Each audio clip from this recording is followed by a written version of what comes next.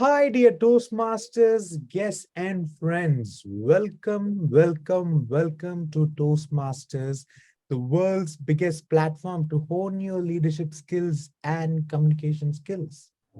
At Toastmasters, we pride in calling where leaders are made. Not just leaders, confident leaders, not just speakers, confident speakers. Tonight, in our talk show, I have a wonderful friend who is the club extension chair for District 31. A Toastmaster works hard tirelessly to keep a demo meetings for new clubs. The first impression of Toastmasters is designed by this Toastmaster. This Toastmaster is a distinguished Toastmaster. Without any further ado, please welcome my good friend Toastmaster Rudy onto our talk show. Toastmaster Rudy, how are you doing? I'm doing well, DTM Vera. I'm doing well. Thank you much for asking. Hope you are as well. Doing good, Toastmaster Rudy. I ask all my friends, how did your Toastmasters journey start? Where did it start? How did it start? Would you like to talk about that, Toastmaster Rudy? Thank you very much for the question. It's interesting that actually, if I wanted to say the start of my Toastmaster journey was actually probably 30 years ago when I thought about Toastmasters, because at the time I was working, I'm retired now, but at the time I was working and I was thinking, I have to be better at presenting, talking, coming up with ideas, being able to speak confidently, etc. And then I realized, you know what? You don't have the time in your life right now to do this. So I waited, but I still did not wait until I was retired. I actually joined Toastmasters in 2012. I didn't retire till 2018. But the reason I came here was because my wife said to me, Rudy, if there's one thing you can do, you'll do it well at Toastmasters, and that is you can talk the dog off the meat wagon. So I'm sure you do well at Toastmasters. So that's kind of why I joined, but it was also, I did feel like I might not be bringing some sync points together and making things logical, organizationally speaking, maybe not telling a story that anybody would be interested in, maybe not telling it quick enough in the sense of maybe I'm just dull and boring. So I joined Toastmasters to hopefully get out of that rut, and I've never looked back. I'm glad I did. Thank you for sharing that, Toastmaster Rudy.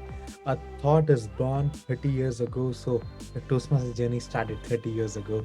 I will take that. Toastmaster Rudy, what keeps you a Toastmaster? Now you shared that you wanted to enhance your speaking skills, but what keeps you a Toastmaster?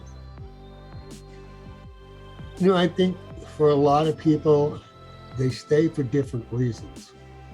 And they can be from, maybe they just like getting awards, because in Toastmasters there are awards you can achieve education and leadership wise.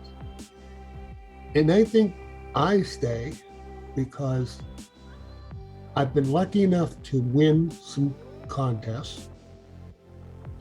I've been lucky enough to be able to be a club officer, learn from that experience, learn from all the experiences, because I've been a vice president of education 4 times.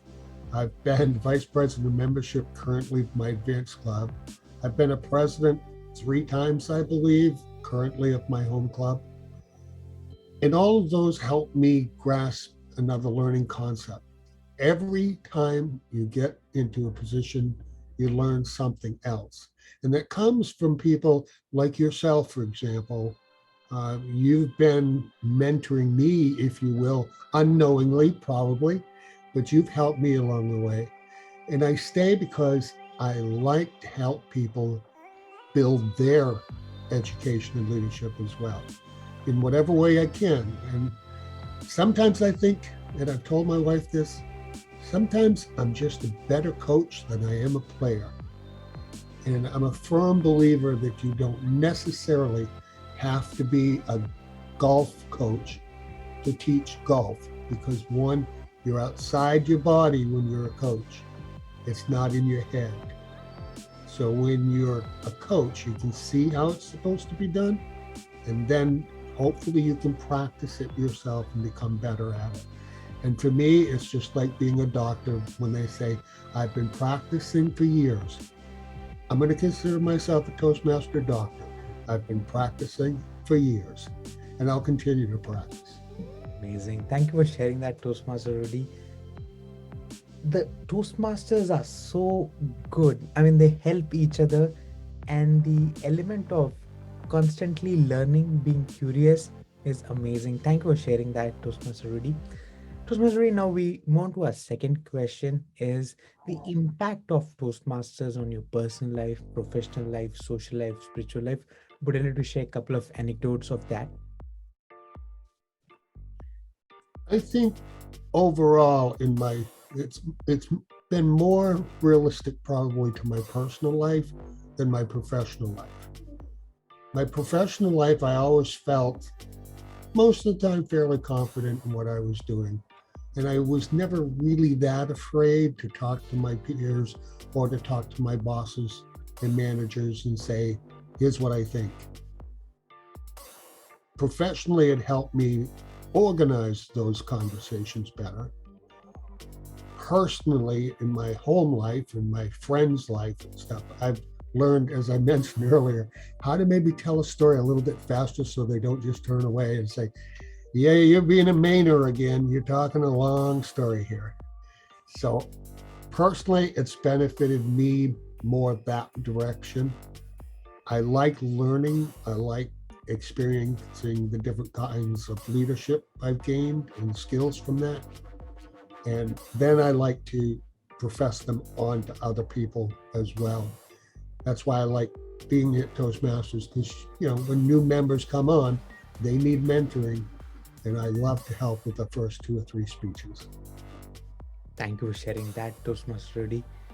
Shifting gears, Toastmaster Rudy, in your view, what are the 2 things someone's going to gain by joining Toastmasters? Why should our guests watching the show join Toastmasters? I think,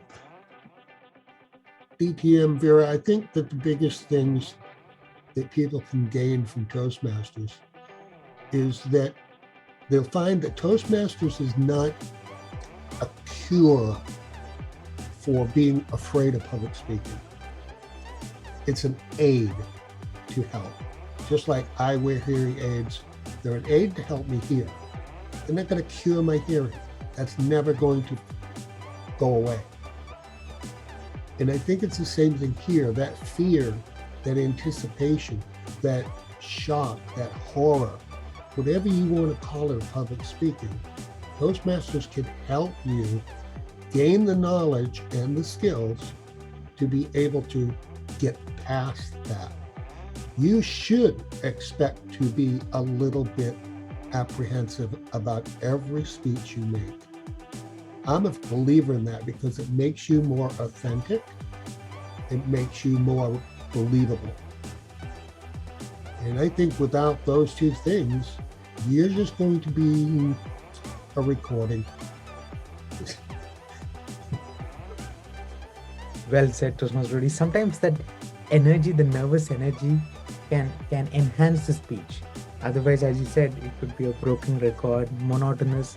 But the negative energy can get, not negative, but nervous energy can get the excitement in the speech. Thank you for sharing that. Toastmaster Rudy, now we enter our rapid fire round. Are you ready for some fun? Thank you, Toastmaster Rudy. A historic leader that inspires you a lot, Toastmaster Rudy, a historic leader. I'm going to say that actually it's been a Toastmaster, and she's actually a former district director. And that would be, if I can mention the name, is that okay? Yeah, go for it. Christine Lewis.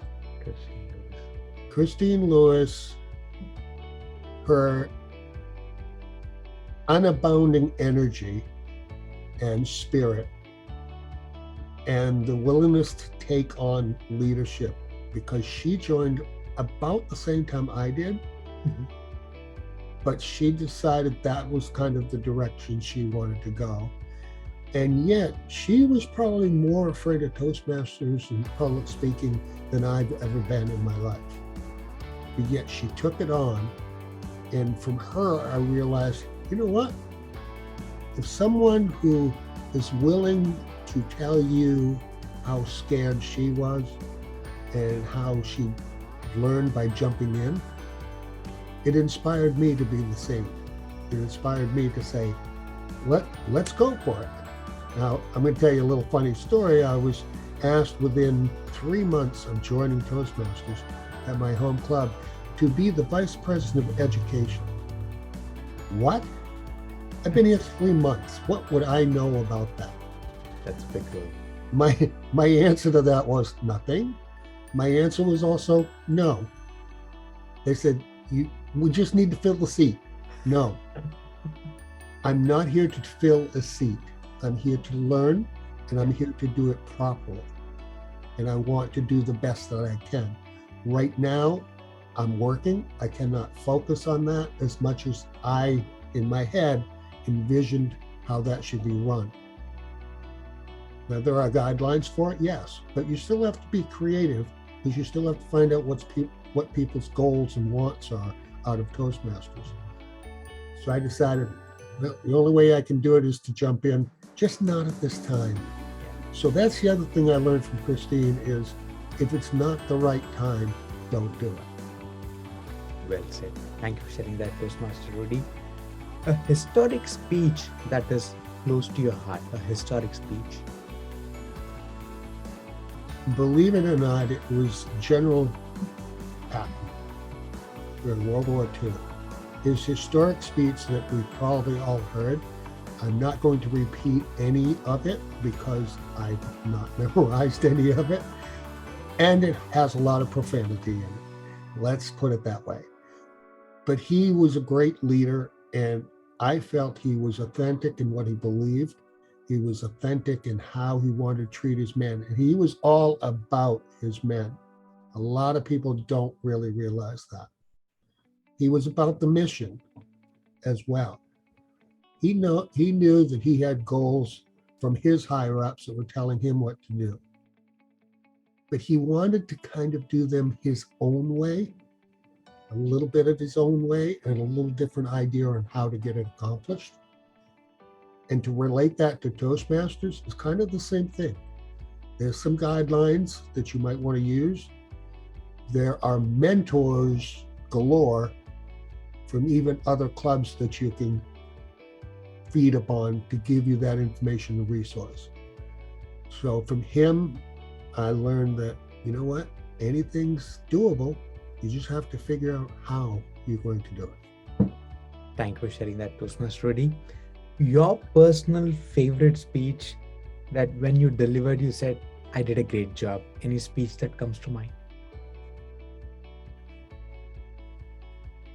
I did a speech back in 2015, I believe.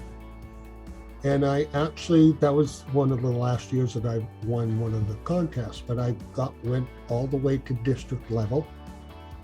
I did not even place in district level, sorry to say. But why I felt it was successful was not the win. It was that I got that far. That with all the help and all the mentoring and all the work I had to do to get that far, that makes it a success. No one should walk away, if they're a Toastmaster member, they should never walk away thinking that they failed their speech. Okay? Because you didn't fail your speech. You did your speech. Maybe you forgot something, but who's the only one who knows? You. So how can it be a failure? Because nobody in the audience can say, you didn't say that. So for me, that is a win regardless. And contesting, you learn a great deal from being in a contest. It's so much fun. It's a little bit of pressure, but it's such a rewarding pressure. I love it. Thank you for sharing the contest experience. Dear Toastmasters, please make sure to get that experience of Toastmasters. Compete and you can learn a lot as Toastmasters Rudy shared. Toastmasters Rudy, a book recommendation that you'd like to share with our audience? A book recommendation, it's called Snow in the Kingdom. I would love to tell you I actually remember the gentleman's name that wrote it, but it's Snow in the Kingdom. This guy had tried, he never did summit, but he tried Mount Everest 3 times. He's missing a third of his fingers on one hand because when he got where he was, he wanted to take a picture, took his glove off, and his camera was totally metal. If you know what extreme cold at 28,000 feet feels like against metal, kind of think of the kid you were when you might have stuck your tongue on a steel pole and how it just stuck there. Oh my God. That's kind of what his skin did. But he's a great guy, and the book is beautifully, beautifully bound. The paper is great. It's a heavy book. Yeah. It's like this thick. But he tells the story of his trails along the way. And the thing of it is, it's not like a book that has all of the pictures in one place. Mhm. He actually has the picture on the page he's talking about that story. Wow. So you don't have to flip back and forth. And me, I love to hold books. So just the smell of that book and what he experienced is such a great experience. And it tells a great story of, again, how you can jump into something and accomplish something if your mind is brave enough to do it. Thank you for sharing Snow in the Kingdom. Toastmaster Rudy, your favorite food that you like to eat a lot? It's interesting because it's not necessarily what you might think. It's not a whole meal. It's Okay. not a complete meal. I love Chinese pork lo mein. I could eat that probably till it came out my ears because I just absolutely love it. I've made it once. It was okay. But the other thing is that I'm finding that since I retired, I started taking on cooking role in the house. And I found that some of the best stuff I've tasted is what I've made. Like I don't go to Five Guys anymore because I think my hamburgers are better. For example, I think we hardly ever order steak out because I make better steaks at home. That's amazing. That's amazing. So the food variances are backwards a little bit, but I will tell you also not only my favorite being pork lo mein, but I'll tell you my least favorite. What's that? Anything that contains cheese. Cheese. I just can't get my hands wrapped around cheese. It just doesn't work for me. Thank you for sharing that, Toastmaster Rudy. Favorite restaurant that you'd like to share with our audience? It's called 240 Merrimack in Newburyport. It's my house. Thank you for sharing that. We will all line up for a nice meal. I have to say, I don't necessarily have a favorite restaurant. Now, you could put that under a category, though, of pretty much all seafood restaurants. Give me seafood, especially fish and chips, a good fish and chips. You got me. You've got me reeled in. Hook, line, and sinker. That's my favorite. Thank you for sharing that, Toastmaster Rudy. It was fun talking with you. This wraps up our rapid fire round. Is there anything else that you'd like to share with our audience, Toastmaster Rudy? Yes, please. I think that anybody who's thinking that they need to improve their speech, whether it be filler words, so what, things like that, Toastmasters is going to be to your advantage. You're rated by your peers, and there's no right or wrong. That's the big event in Toastmasters. There's no right or wrong. We look at it a different way. It's never called right or wrong, and you never say, don't do that. Those are all words, Toastmasters, and especially new people to Toastmasters, it's the least favorite words they want to hear because all it does is degrade your confidence. So build the confidence on that new member by saying, you might consider. Hmm. That's how you approach it. Tell them what they did good. You tell them how to improve. And you will see exponential growth in people. A member of my own club, two of us complimented her last night because she has so much energy and so much knowledge, in particular in astronomy, but so much energy that when she came to the club, she couldn't contain that energy. Wow. It just was all over the place. The organization of her speeches was lacking because she didn't know how to contain the organization. She was all over the place. Yeah. And we've seen such an improvement in her. Last night, I will tell you, last night, she pulled one of the hardest table topics events I've ever seen because she took you to a different level where she said, we're going to work around astrology. We're going to have you do a poem. So whatever your sign is, I'm going to read something about your sign and you're going to finish it in a poem fashion. Complicated. We all sat there like, you got to be kidding. That's just too darn hard. Yeah. You know what? We all succeeded. No one blanked out on it. No one said, I can't do this. And no one, as you know, DTM Vera, you can change what the subject is in table topics. No one even changed the subject. Everybody took it on. It was 100% participation and 100% success in her getting her table topics event completed. Thank you for sharing that, Toastmaster Rudy. And that was a wonderful table topics. I hope all the clubs attempt that in their club meeting. Toastmaster Rudy, this wraps up our open heart with District 31. You could have been anywhere in the world, but you choose to come down and talk to us. So thank you from the bottom of my heart, Toastmaster Rudy. You are very, very welcome. It was fun. Thank you, Toastmaster Rudy. Dear Toastmasters, that was my wonderful friend, distinguished Toastmaster Rudy, talking about his Toastmasters journey, impact of Toastmasters on his personal life, his favorite food, and something about his club. If you would like to come and talk to us on our talk show, do mention your name in our chat window and we will have a word with you. On that note, I am Veera Shrira, your public relations manager. Please do like, share, and subscribe to our YouTube channel if you like this content. On that note, have a wonderful day. We'll talk to you on our next episode of Open Heart with 31. Until then, bye-bye.